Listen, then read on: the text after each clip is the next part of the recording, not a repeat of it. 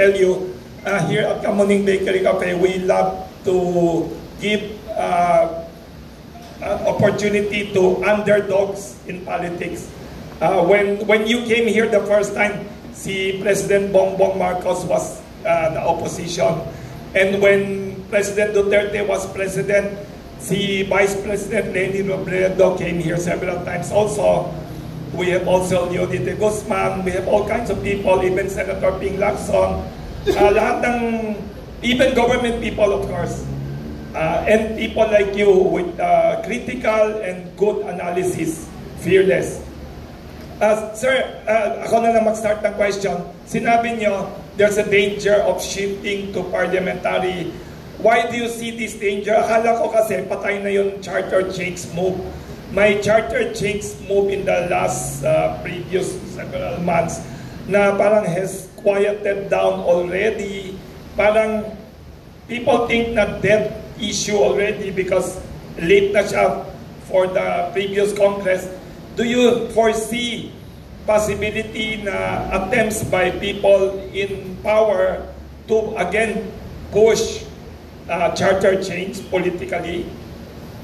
I believe so, that the move to amend the charter either through people's initiative or through whatever mode or medium is still very much alive. It just so happened that they encountered a very stiff opposition validated by a survey sometime in February or March of this year, wherein it showed that 88% of the respondents rejected resoundingly any move to amend the Constitution. Not today, not yesterday, not even tomorrow, nor in any immediate future. But again, as I have mentioned in my opening, midterm election serves as a referendum. Now, if kung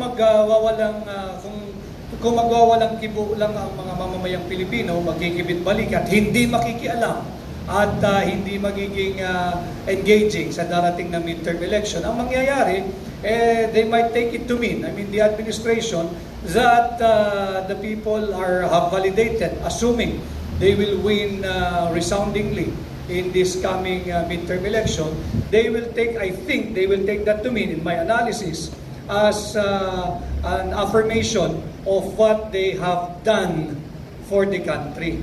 Unlike if like-minded Filipinos will band together and will make a principled and decisive and authoritative stand to oppose any move to amend the Constitution and to put credible and sensible people in elected posts and be active in trying to crystallize real issues ay hindi natin sila hayaan na magawa itong kanilang patuloy na pagtatangka na baguhin ang ating saligang batas. At ang pagbabagong yan ay hindi upang umunlad ang Pilipinas.